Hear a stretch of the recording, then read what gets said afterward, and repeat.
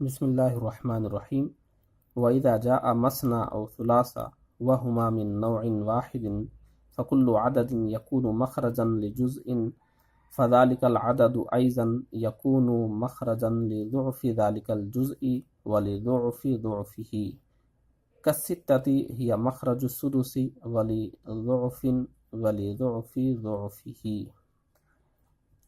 اور جب دو دو آئیں یا تین تین آئیں اور وہ دونوں ایک ہی نوع سے ہوں تو ہر وہ عدد جو اس میں سے چھوٹے جز کے لیے مخرج ہوگا تو وہ اس جز کے دگنے کے لیے بھی مخرج ہوگا اور اس دگنے کے لیے بھی مخرج ہوگا۔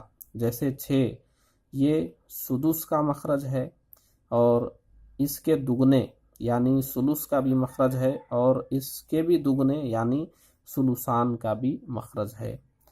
اب یہاں پر آپ اچھی طرح سمجھ لیجئے کہ مسئلہ کتنے سے لگے گا، یہ فیصلہ کرنا بہت ضروری ہے کہ یہ جو مسئلے کے بازو 4 لکھا ہوا ہے یہ مسئلہ کتنے سے لگے گا، اس کے بازو کتنا عدد آئے گا۔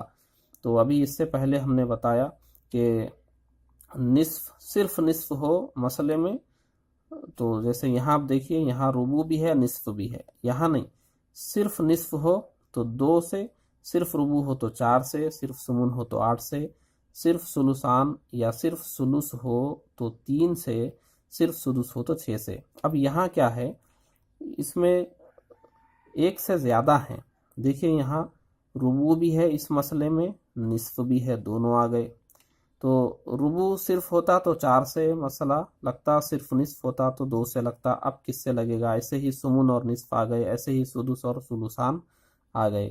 تو اب یہاں پر قاعدہ سمجھ لیجیے اچھی طرح کہ یہاں پر قاعدہ یہ ہے، 2 قسمیں ہیں، یہ پہلی قسم نصف ربع ثمن ثلثان ثلث سدس۔ تو پہلی قسم جب 2 ایک سے زیادہ آئیں گے تو اگر وہ ایک سے زیادہ آنے والے یہ ایک ہی نوع کے ہیں، ایک ہی قسم سے ہیں، جیسے آپ اس مسئلے میں دیکھیں ربع اور نصف ہے، اور یہ ربع اور نصف دیکھیں یہاں النوع الاول میں ہیں لوگ، ربع اور نصف دونوں ایک ہی قسم کے ہیں۔ جب ایک قسم سے ہیں تو ان میں جو چھوٹا ہوگا، چھوٹا اس میں کون ہے؟ آپ دیکھیں نصف اور ربع میں ربع چھوٹا ہے، چھوٹا مطلب یعنی یہ چھوٹا حصہ ہے۔ نصف ظاہر سی بات ہے کسی بھی حصے کا آدھا وہ بڑا ہوگا اور کسی بھی چیز کا چوتھائی وہ چھوٹا ہی ہوگا، تو یہ چھوٹا عدد ربع ہے۔ تو چھوٹا جو حصہ ہے اس کا عدد کیا ہے؟ 4 ہے، تو چھوٹے کے عدد کو ہی مخرج مسئلہ بنایا جائے گا، تو اس میں بڑے کا بھی حصہ نکل آئے گا۔ تو جب ایک ہی نوع کے 2 ہوں تو دونوں میں جو چھوٹا جز ہوگا جو یہاں کہا جا رہا ہے فَكُلُّ عَدَدٍ يَكُونُ مَخْرَجًا لِجُزْءٍ، جو جز کا مخرج ہوگا، تو جز کا مخرج یعنی جو چھوٹا جز ہے تو وہ اس کے دگنے کے لیے بھی جز ہوگا۔ تو دیکھیے ربع چھوٹا ہے، اس کا مخرج 4، تو یہ ربع کا دگنا نصف، جیسے ہم نے الگ تضعیفی و تنصیف میں بتایا تھا، تو اس کا بھی مخرج ہو جائے گا۔ تو اب 4 سے مسئلہ لگے گا تو ربع اور نصف دونوں کا حصہ نکل آئے گا۔ تو جب ایک گروہ میں سے دونوں آ جائیں ایک ہی قسم میں سے تو ان میں جو چھوٹا عدد ہوگا، چھوٹا حصہ ہوگا، عدد نہیں چھوٹا حصہ، عدد تو بڑا ہوگا، چھوٹا حصہ، تو آپ اس میں دھوکہ مت کھائیے، ثمن کو زیادہ نہ سمجھیں اور ربع کو کم نہ سمجھیں اور نصف کو سب سے کم نہ سمجھیں، بلکہ ان کو آپ سمجھیں کسی بھی چیز کے 2 ٹکڑے کریں گے تو ایک ٹکڑے کو نصف کہیں گے، یعنی یہ سمجھ لیجئے کہ یہ 100 میں سے 50 ہے، یہ 100 میں سے 25 ہے، یہ 100 میں سے 12.5 ہے، تو یہ سب سے چھوٹا ہوا، پھر یہ۔ تو جو چھوٹا جز ہے، چھوٹا حصہ ہے، اس کے عدد سے مسئلہ بنے گا۔ تو یہاں چوتھائی یعنی 100 میں سے یہ 25 ہوا، یہ 50 ہوا، تو چھوٹا یہ ربع ہوا، تو اس کا جو عدد ہوگا 4، اس سے مسئلہ لگے گا، مخرج مسئلہ۔ تو یہ ایک قاعدہ ہو گیا کہ ایک ہی قسم سے دونوں آ جائیں تو ان میں جو چھوٹا جز ہوگا اسی کا مخرج، اسی کے عدد کو مخرج مسئلہ بنایا جائے گا۔ اب دوسری مثال میں آپ دیکھیں، یہاں پہلی مثال میں کیا تھا، یہاں پر ہندا کا انتقال ہوا تو ہندا کے پسماندگان میں شوہر ہے اور ایک بیٹی ہے اور ایک چچا ہے. تو شوہر کو اولاد ہونے کی صورت میں ربع ملے گا، ایک بیٹی ہو تو اس کو نصف ملے گا، باقی جو بچا وہ چچا کے حصے میں جائے گا. تو ربع اور نصف دونوں آ گئے تو 4 سے مسئلہ لگایا گیا، کیونکہ ربع ہی چھوٹا جز ہے، اسی کی عدد سے مسئلہ لگے گا.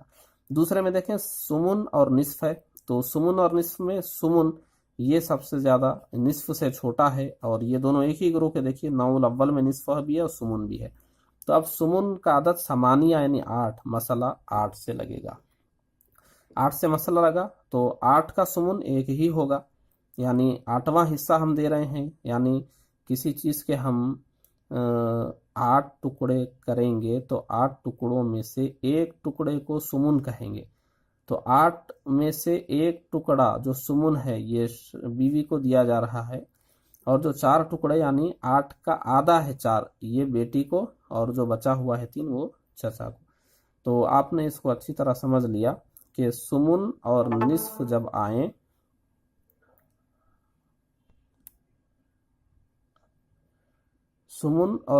جب آئیں تو مسئلہ 8 سے لگے گا، مخرج مسئلہ 8 ہوگا. اب ایسے دوسرے نوع میں آپ دیکھیں، دوسرے نوع میں بھی یہاں دیکھیے دوسرے نوع سے سدس اور سلوسان دونوں آ گئے. تو ان میں جو چھوٹا ہے یعنی چھٹا حصہ یہ سدس ہے، تو اس کا جو عدد ہے ستن، یہ سدس اس کا عدد ستن بھی اصل میں سدسن ہی تھا، تعلیل ہوئی وہ ایک الگ باب ہے. تو سدس کا عدد ستن ہے 6، تو مخرج مسئلہ 6 ہے. اس میں سے ایک سدس ہوگا، یہ ماں کو دیا جائے گا، اور 4 جو سلوسان ہوں گے بیٹیوں کو، جو بچا وہ چچا بطور عصوبت لے لیں گے. تو اس میں آپ دیکھیں تو دوسرا مرحلہ یہ تھا.